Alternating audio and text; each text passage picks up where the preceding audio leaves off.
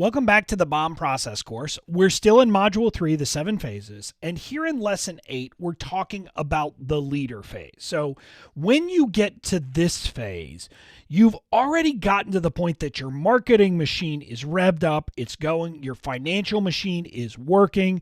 Now is where you are really starting to step away from your business. Here in the leader phase, that's what you're doing. You're getting yourself out of the day-to-day operation of the business to build your time freedom. So let's talk about phase 6, the leader phase.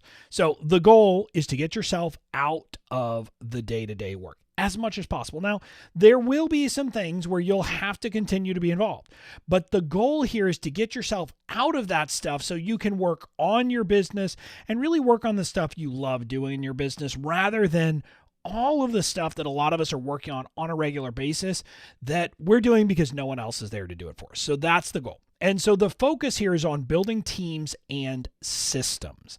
It's about those things that will help you really automate things or at least take things off of your plate.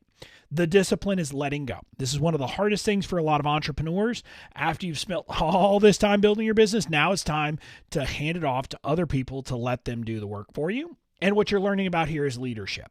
Again, a very different skill set from what you've been learning up to this point. This is a place where a lot of people struggle. And it's also a place, though, to be clear, where even you're going to struggle with yourself, but also you're interacting with other people in a very different way. And so the success and how long this stage takes you also depends on them. And so the interpersonal skills that you have to really master in this phase make it a very different phase and skill set from what you've done up to now. So that's the goal, the focus, the discipline, and the learning. Now let's talk milestones.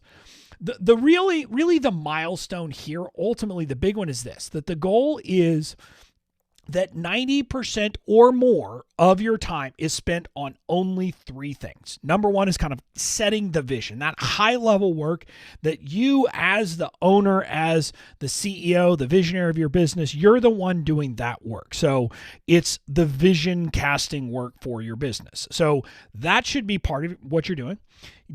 You should also be working on tasks you love because there are some things that you really do love doing and don't want to give up doing. For me, my podcast, my interacting with people, those are tasks I love. I don't do them because I have to. I do them because I want to.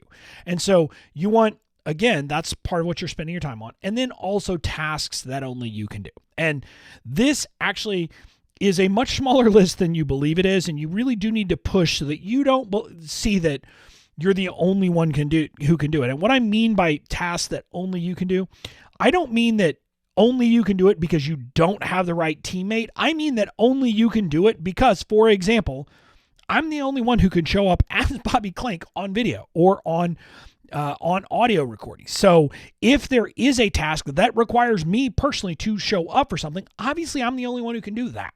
And so that's part of what we're talking about. But again, this first milestone is that 90% or more of your time is spent on these 3 big buckets: setting a vision, tasks you love, and tasks that only you can do. The next milestone in this phase is to build your executive team. And by build your executive team, what I mean is build a team of people that you trust implicitly, that you don't feel a need to look over their shoulder. You don't feel the need to micromanage because you trust that they will do it right. So you should have, the team in place, or, someone is in charge of content and traffic and you don't have to be in charge of that. Someone is in charge of conversions. Someone is in charge of a customer experience, and someone is in charge of operations. Now, depending on the size and of your business and the goals for your business, it might be that this is 4 people, or it might be that this is 2 people. That's not necessarily, I don't care that you have one for each one of these roles, but there should be someone other than you who is managing those big areas in your business. So you're not responsible or accountable for handling those things. So again, the goal here is to have a team of people you trust completely so you can truly let go. Because what I found is until you find people that you really trust implicitly, you're not going to want to let go.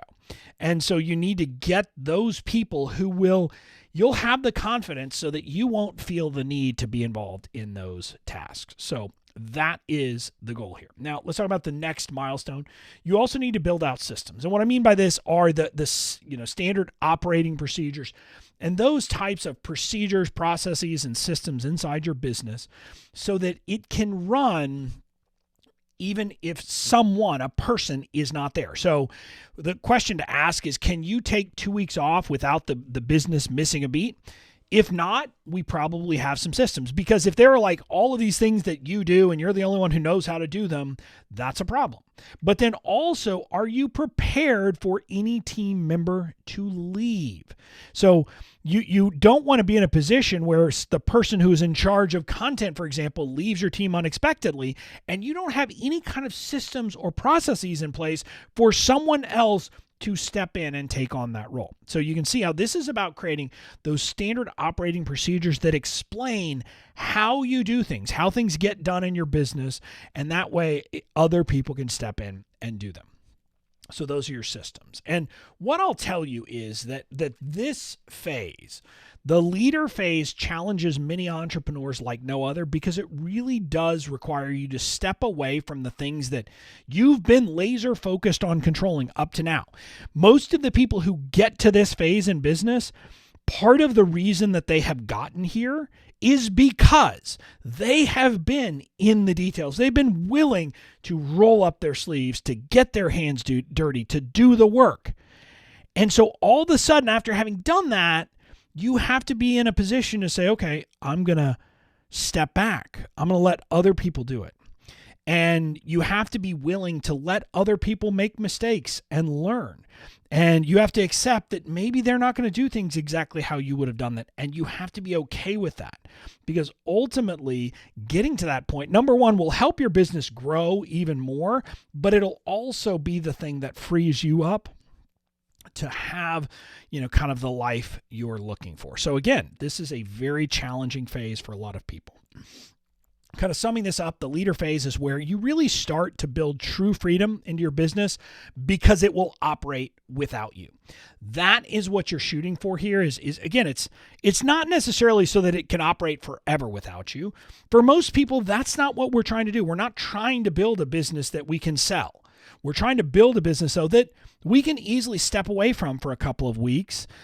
And not just, for example, at the end of the year where not a lot's going on, but we could just take a vacation for 2 weeks and the business won't fall apart. And the leader phase is where you're building that freedom into your business. So once you complete all the milestones in the leader phase, you move to the badass phase. And in the next lesson, you'll learn about the badass phase. So I will see you there.